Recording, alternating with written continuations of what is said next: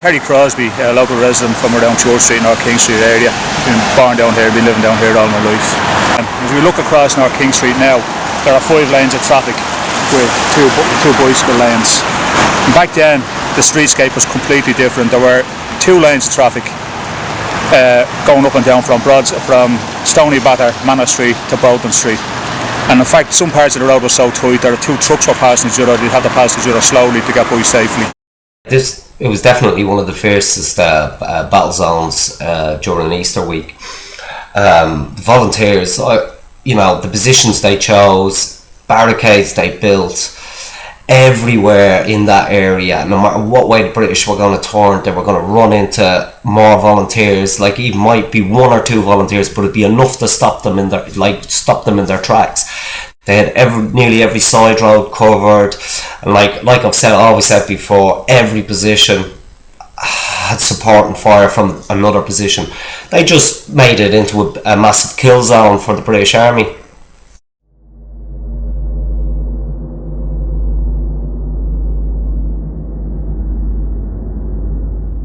On the Friday morning, they made their move. They were positioned in Trinity College.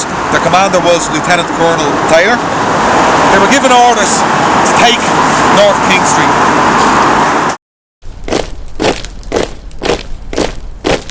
At 11 a.m. on Friday morning, the 2nd and 6th South Staffordshire Battalion, under the command of Lieutenant Colonel Henry Taylor, crossed the River Liffey over Butt Bridge next to Dublin's Customs House. The 26th South Staffordshire Battalion advanced along Gardner Street and turned left towards the Parnell Monument. They avoided the climax of the fighting at the GPO. The noise was deafening.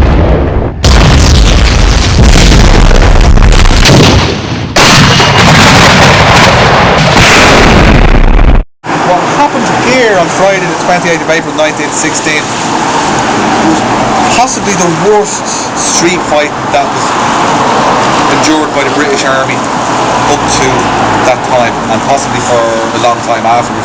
We're talking in terms of the streetscape, the ferocity, the simple viciousness of the combat. You're talking, there's been comparisons made with Stalingrad in World War II or Fallujah in Iraq. I mean, if you're just looking at the surrounding buildings, the streets, this is a cluster. Edward Daly was Commandant of the 1st Battalion of Irish Volunteers. On the Thursday, the Sherwood Foresters had accomplished their mission in separating the 1st Battalion from the GPO garrison by sending the 26th Battalion to capture Capel Street and what was then Great Britain Street. Okay. North King Street, Church Street. This was strategically important to the volunteers in terms of defending the city from the west and the northwest, and also to allow them to facilitate an escape route should they need it.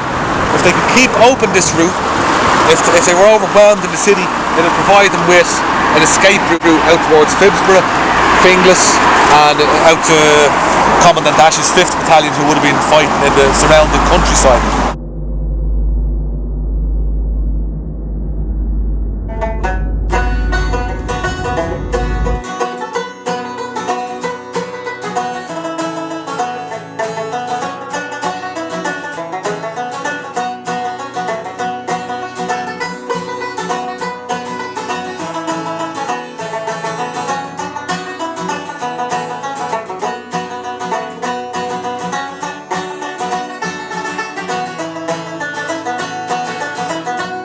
According to Jack Shouldes' statement, the plan was to defend crossings from enemy attack from British barracks, to keep crossings open for Irish forces from the forecourts, and to maintain the line of communication with the GPO.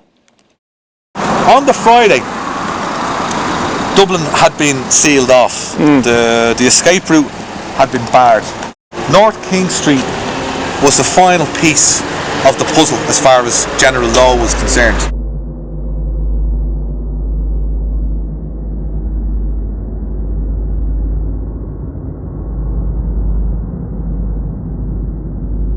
The 26th South Staffordshire Battalion had come in on the Wednesday as part of the same division as the Sherwood Foresters, who had suffered awful treatment around Mount Street Bridge.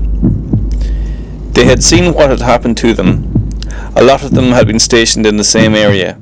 They would have been in regular contact with them and seen the terrible wounds that had been inflicted on them and the casualties that they suffered. It was about half as wide as it is now, but a lot of the positions, you can still see them.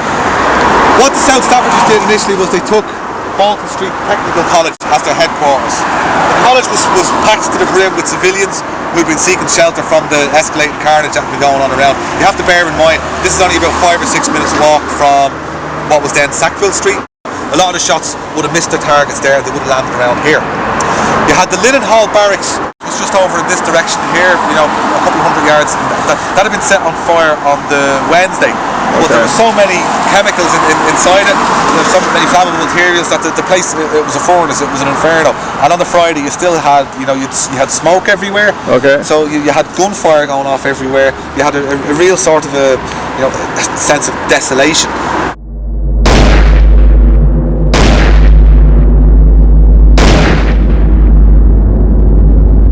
The South Staffordshires were ordered down here to take this street. There had been a lot of fighting in the area since Easter Monday. It was a huge battalion area.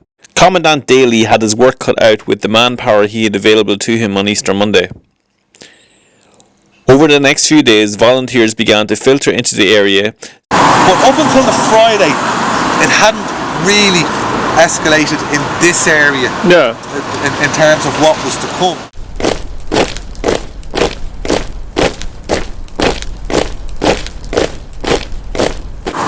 50 or so marches down here, they would have been absolutely petrified, but they got to roughly this position here.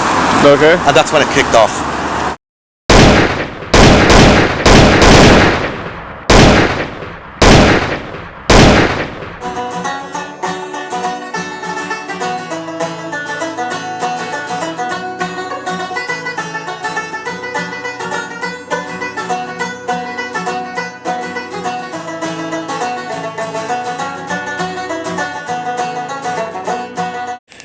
Colonel Henry Taylor ordered a single platoon from the South Staffordshires to advance westward. Approximately 50 men spread across the road. I don't think they had much choice but to charge down North King Street. If they'd have turned left off North King Street, they would have been going into a heavily occupied area of volunteers. Their losses would have been higher. The north of them, if they had turned right off, let's say, gone around North King Street, well, that area was already occupied by the British Army anyway. The barricade in front of Langan's pub seemed undefended. They pressed on. A deafening volley erupted from Langan's pub. Another barrage emanated from Riley's fort. The forward company that went into action on North King Street, I think it was C Company, a platoon of them moved forward. As we were proving such an obstacle to the enemy forces, I realised that they were prepared to sacrifice any number of men to dislodge us. When they got to about here, that's pretty much the best way to describe it, is this is when the crap hit the fan. Michael Flanagan's men from the top floor started firing at them. There was a barricade here, but as you can see from the elevated position in that building there, they would have had a very, very clear view of them. Yeah.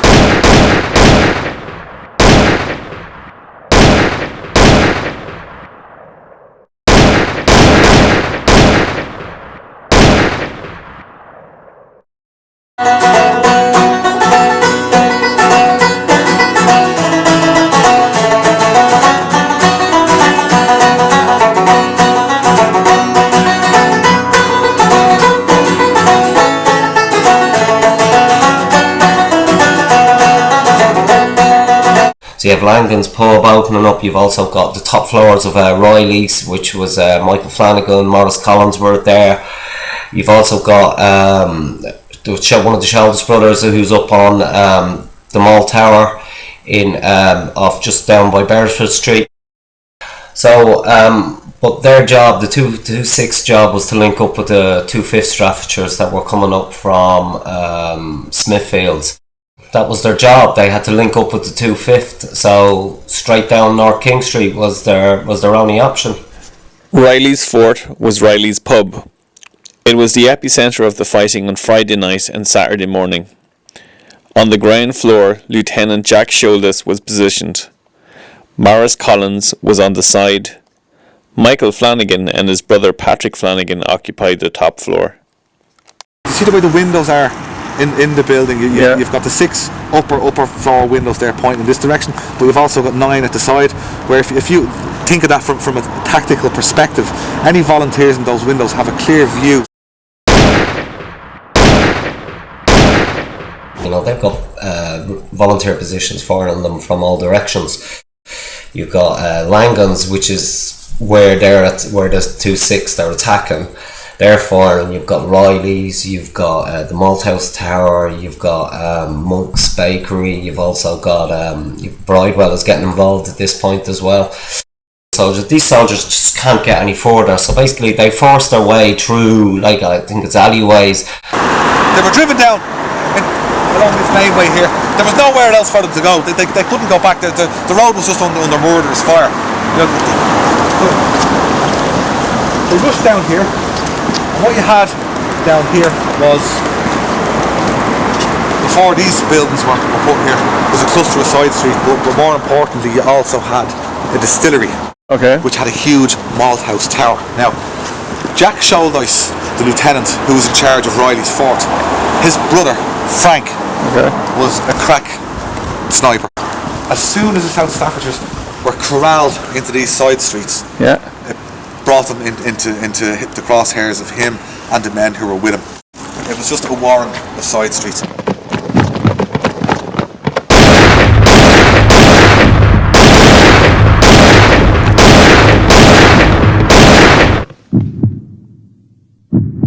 So Shouldes again, there's about 3 of them up there, they just start shooting down to them. These soldiers are starting to panic, they run in into stirrup line. Now there was half-built cottages there, so probably looked like a safe haven to the soldiers. The main body of the survivors at this point would have been just at the end of their tether. They just would have considered themselves out of options.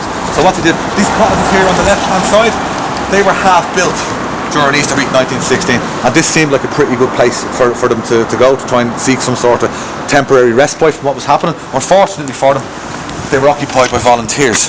So these were the buildings that presented the illusion of safety for the traumatised British soldiers at the time, and that's where they were finally decimated from. All they could do at this point was they scrambled back along here, some of them went back through the side streets, all the while under fire from Frank Shouldes' positions in the distillery tower. Frank Shouldes recalls, "One by one, we knocked them all over. To this day, I can't understand why they tried to rush things." Basically, hardly any of them made it back to their jump-off point at Bolton Street. That was the first attack repulsed. So what happened then was that there was a bit of a stalemate for a half an hour, 45 minutes. But all the while, the British knew that Langans was a position that represented a serious threat. So before they sent anybody else down, what they did was they had Lewis guns positioned up around this end of the street. So that building was saturated with fire from Lewis guns.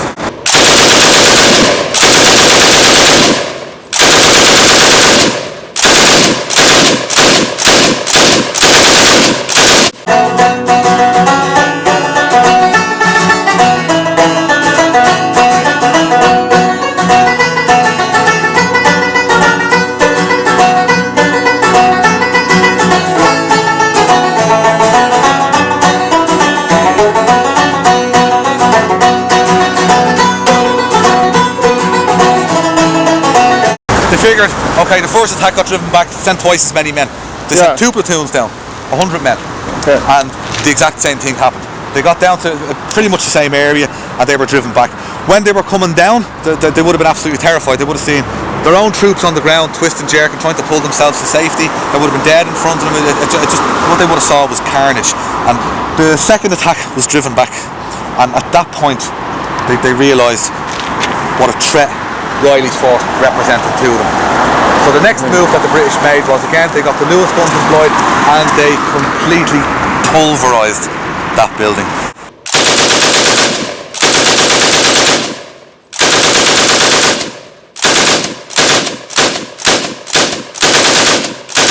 They did it to the extent that the volunteers inside ended up looking like ghosts. They were completely covered in plaster and dust because there were so many bullets that were flying through the sash windows. The place it just came under an absolute deluge of fire. It was Western Front style, except they didn't have the artillery. What they didn't do with artillery, they did with machine guns. They just completely pulverised the position. So you can only imagine what it was like for the men who were inside. Then what they did was they sent down the third attack. They sent the same two platoons who'd just been driven back, and this was from C Company. They got down, and yet the same thing happened again. They just couldn't make any progress. So the next thing that they did was, you can see all the houses over here? Yeah. And they would have been pretty difficult rooftops to walk on, but around some of they would have had sheds. You know, they took to whatever rooftops that they could use to try and get around behind Langan's pub. Okay. And what happened, that failed as well, because you had Monk's Bakery that was positioned over here, had a clear field of fire. So what you had was 4 attempts at that point to try and take this position. All of them had failed. Okay. There was wounded lying in the road here.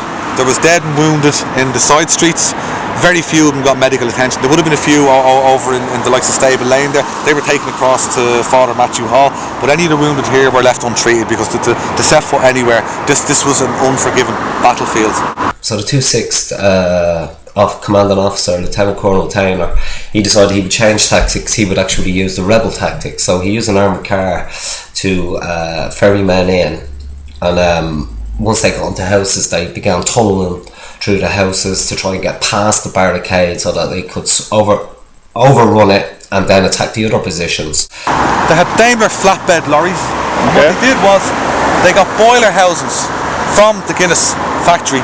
They sent them out to the Inchicore Railway Works. Long story short, they got one and they brought it up to Bolton Street and they sent it down. Those armoured cars were built in the Guinness factory, was that right, sir? They were donated by, they were the Daimler flatbed trucks that were donated by Guinness. The Guinness wanted to help suppress the rebellion. You can only imagine what it was like inside one of those things. Yeah. You know, they had one officer and 18 men in each. It was a confined space. They had firing slits dug into they weren't welded now. These were all bolted and riveted together. So the protection that they offered was limited in the sense that, you know, if you were close enough to an enemy and you're sitting behind sheet metal that's riveted, you can still get wounded. You know, if a high velocity, high caliber round hits, you know, within inches of where your face is, it could displace a rivet that could do you just as much of an injury as a bullet, or you could even have, you know, flecks of just metal splinters coming off and wounding you. Sam Cooper of the 2nd and 6th South Staffordshires remembers, "Every bullet clanged and jarred through your head. It wasn't possible to fire back in that confined space."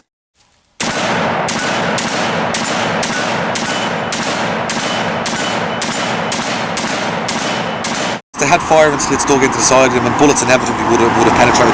As well as firing slits, they also painted false firing slits into the fighting was so ferocious that this is what they had to do. So Lieutenant Colonel Taylor now has an armoured car at his disposal. So he fills it up. It's about 20 men per armoured car. Drives along into North King Street.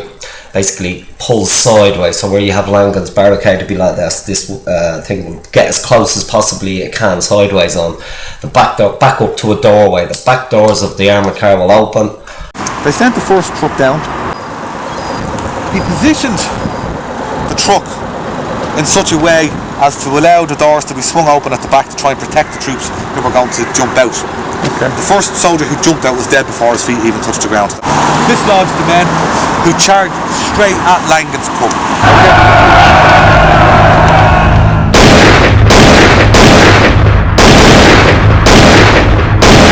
There's soldiers being hit as they're jumping out at the back of the armoured car. And one of the soldiers describes it as like going into North King Street is like walking into an inferno.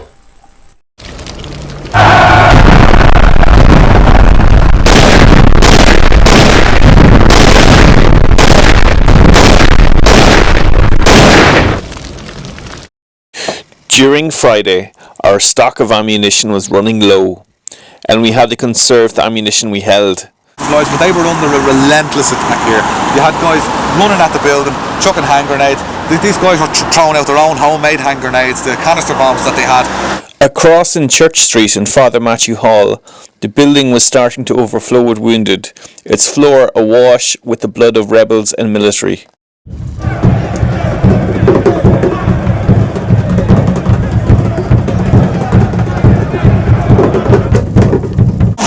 Langdon's actually held, they drove them back, but this is when the South Staffordshires felt that they had no option other than to start getting themselves into position along the houses here.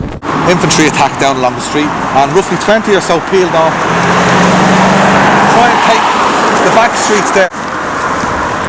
So at this point, nothing was working for the South Staffordshires. So the tenement houses that were situated along the southern flank of the street, they started to occupy them. Okay. The fighting in Dublin during Easter week provided the British Army with lessons in urban street fighting, which are still employed in its training today. Colonel Taylor decided he was not going to stand over a bloodbath as that inflicted on the Sherwood Foresters 2 days earlier at Mount Street Bridge. He sent a strong party to tunnel through some houses with the idea of outflanking the volunteers. You had constant sniper fire here, but you had flares being sent up continuously. This place would have been lit up like a battlefield seen from the Western Front, where you just would have had flares going up, and any sign of movement would have attracted sniper fire. The linen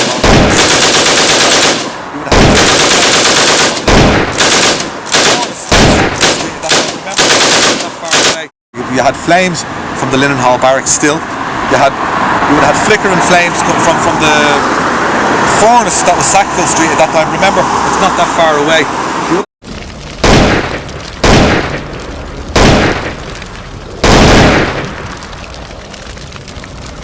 But at about 2 a.m, this position here, Langan's section commander Sheeran, he pulled his men out. They were running low on ammunition. They left one dead volunteer behind, but they pulled out and they took up positions in Riley's Fort and in the other positions. So the British move forward, take that position. They've also taken on the opposite side of the road, the corner of Berriford Street and North King Street. So they've got 2 points to launch their attacks from, and by just before sunrise, basically on the Saturday morning, they launched their attacks. Their attacks are aimed against Riley's Fort. But when they charge, they just, it's a wall of fire that makes them there just stop dead in their tracks. This is probably the hardest fought for part of North King Street.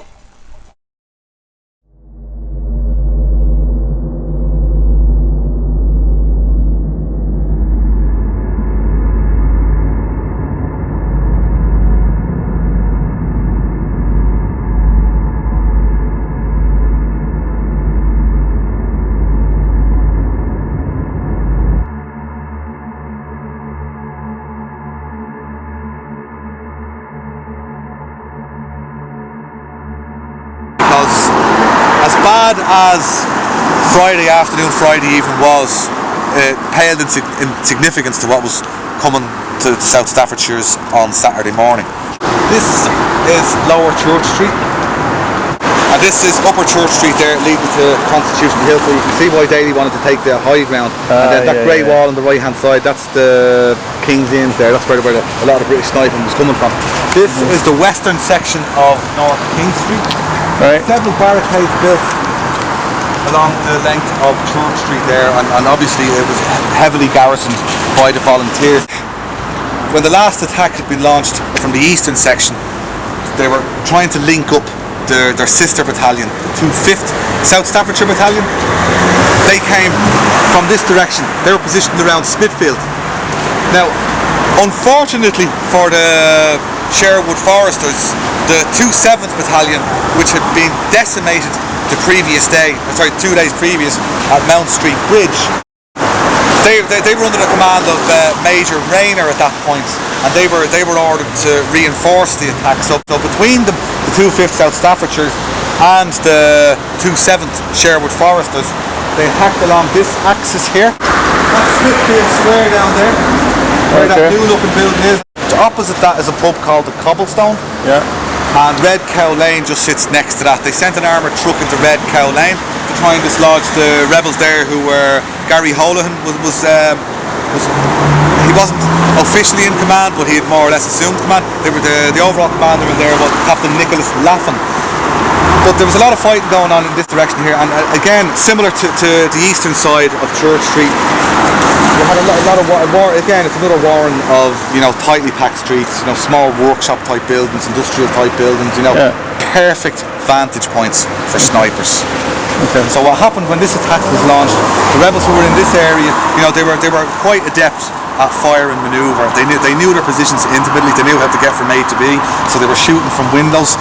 You know, then they were displacing themselves to a secondary position, opening fire again. So the troops whose job it was to go in and flush them out. You know, again, this was utter hell for them. Okay. Riley's fort was the prime objective at this point for the South Staffordshires. They had to take this building. It dominated the junction, and as you can see, not just the junction, but the whole way, yeah. Entire area. You got Church Street Again, you here. have Father Matthew Hall here. Commandant Daly earlier on, because the fighting had got so intense, he had moved his headquarters from there back down to the forecourts. In doing so, he'd sent a couple of the volunteers down. There was Pierce Beasley and Eamon Morgan. They had to carry a lot of canister bombs and a lot of ammunition across their own barricades. One of the barricades was a car, and what they did was they opened the door of the car, went through the car, came out the far side and made their way. But all the while they were under sniper fire, and luckily enough for them, they weren't hit, neither was any of the ammunition that they were carrying, so they got to the forecourts unscathed. But it just shows the ferocity of the fighting. Yeah, inside Riley's fort, Jack Shalders, who was in charge there now, they're running low on ammunition. So he sends a couple of volunteers down to get some from Father Matthew Hall. And they cross the junction safely. They get down there, they come back, but one of them is hit as he's crossing. He actually fell into the doorway of Riley's fort, and that was Patrick Flanagan. But as he reached the door of Riley's fort, he got the full contents of a machine gun burst from enemy forces located in North King Street. He was killed outright. We managed to bring his body into the shop and found that he was in possession of a number of slings of ammunition and 2 homemade grenades. Incidentally, Volunteer O'Flanagan was my brother. But the ammunition they brought back was not enough to stop the attacks that were basically coming at them. Riley's knew they were coming for them, so they couldn't afford to hold back. Yeah. You had about 15 weapons at any one time shooting down this length of road as between 200 and 300 enraged troops came charging at them. Okay. They charged and they were slaughtered.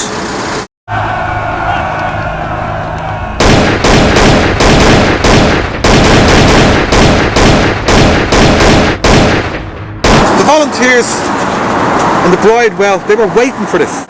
They would have been getting it from Riley's fort and the buildings and the surrounding buildings. They just would have been coming at it from everywhere. And you have to bear in mind as well that Frank Shouldice's position in the Malthouse Tower, he would have had a perfect vantage point for everything. He knew that his brother was in charge in Riley's fort. He knew they were going for him. This was a crack marksman. Yeah. He would have made sure that every shot he fired was a hit. When it comes to the level of fire that they came under, I mean, these guys were literally ripped apart from several directions. There would have been abuse getting screamed out of the position. There would have been getting screamed back. Absolute unbridled hatred between combatants. So all they could do eventually was just to try and scramble back. They couldn't press the attack forward.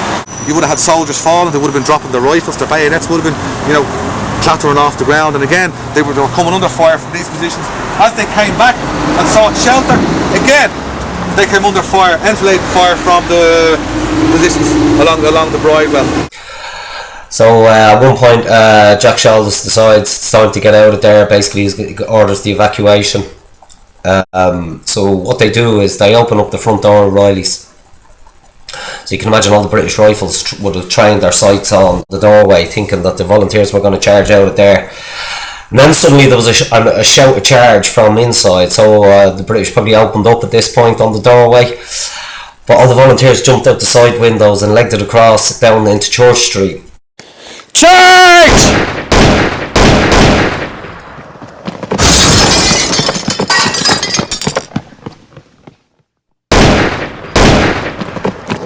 Now the British took advantage of this, and a section raced forward and occupied Riley's, but what they didn't realise, they were putting themselves right in the centre of, they were trapped basically. They couldn't come out of there. They, any sight of them near the windows or anything, they were fired upon. So the next thing that the British had to do was to try and alleviate the threat to Riley's fort.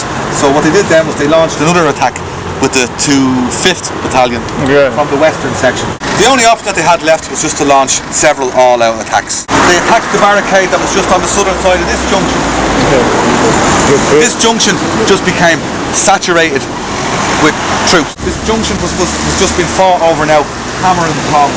Just constant fire going on from everywhere. Again, they were trying to support the attacks from the west. They had sent several sections into North Brunswick Street at that stage to try and support the attack from its northern flank. That was being driven back, so you just had this constant firing going on. But eventually, the pressure told. They took the barricade.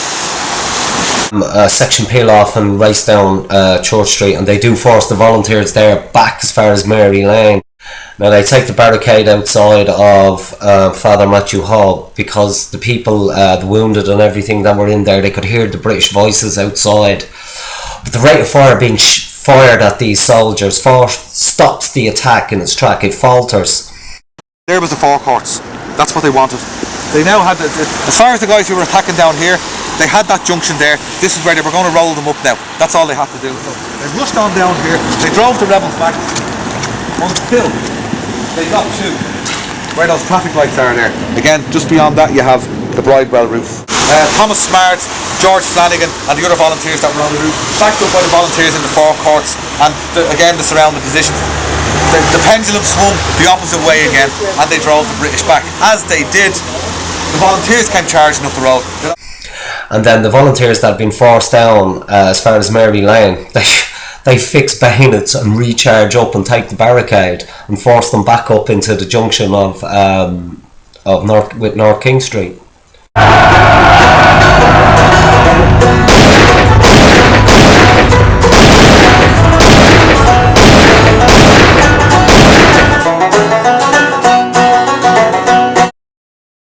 Two dead men along the stretch of road here, but they forced the British back and they started again reoccupying the houses that were opposite here at the time.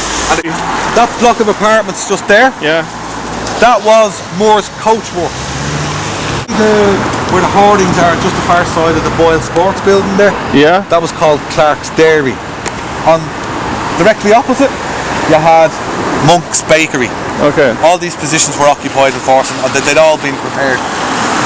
So attack after attack was being launched. The British at one point managed to force their way into Monk's Bakery, but they only managed to take the shop part. The volunteers still held the bakery, so in between the doorway between the shop and the bakery, this was up close personal fight, and there was no inch of ground going to be given by the volunteers in that building. Now the British attention turns towards like Monk's and then also the North Brunswick Street positions. You've got like Moore's Coachworks and Clark's Dairy. It's around about this point that Captain Nicholas Laffin, who's in charge of that area, like he's the Irish Volunteers, he is shot in the head while directing a patrol back into one of the buildings. Now he's severely wounded. He's moved to actually Richmond Hospital, and then very soon afterwards, Patrick Holohan takes control of the volunteers in that area. An attempt started to encircle them by working through the rear of Monk's Bakery to North King Street. The whole of the fighting thus became concentrated in the small portion of Upper Church Street between North King Street and North Brunswick Street, a 50 yards length of street. Saturday from 3 p.m. to half 7 p.m. saw most desperate fighting in this position. Continual efforts were made to relieve the soldiers in Riley's and gain a footing in Church Street, and the two contestants were only a street width apart. As soldiers appeared from North King Street into Church Street, they came under fire from Clark's Dairy, Moore's Coach Factory opposite, and the barricades near the church. A young soldier was hit and fell in the street. The volunteers shouted that they would cease fire to allow him to be removed. The sergeant major agreed but changed his mind. A few minutes later, the same sergeant was hit himself and also fell in the street. but it got to the point where one British infantryman, he was in the middle of the junction, he was horrifically wounded, and he was screaming for help, screaming for medics. And it just got to the point where Patrick Holohan blew a whistle and ordered his men to stop shooting. They shouted across to the British, "Take that man in, we won't fire." The response was a series of expletives, to tell them to go to hell. Patrick Holohan, he blew the whistle and repeated, "Take that man in, we won't fire." At that point, they took the wounded man away, and then things died down. The sections that were still held by the volunteers, they just wouldn't retreat. They would not give ground. They fought like rabid dogs for every inch of ground. Confidence within those two volunteer positions was quite high at this point. They decided on it was going to be a fight to the finish. There was not going to be one step backwards from that position. And also, they were planning to retake Riley's Fort, so a plan was being put into action to attack the British on that junction and retake Riley's.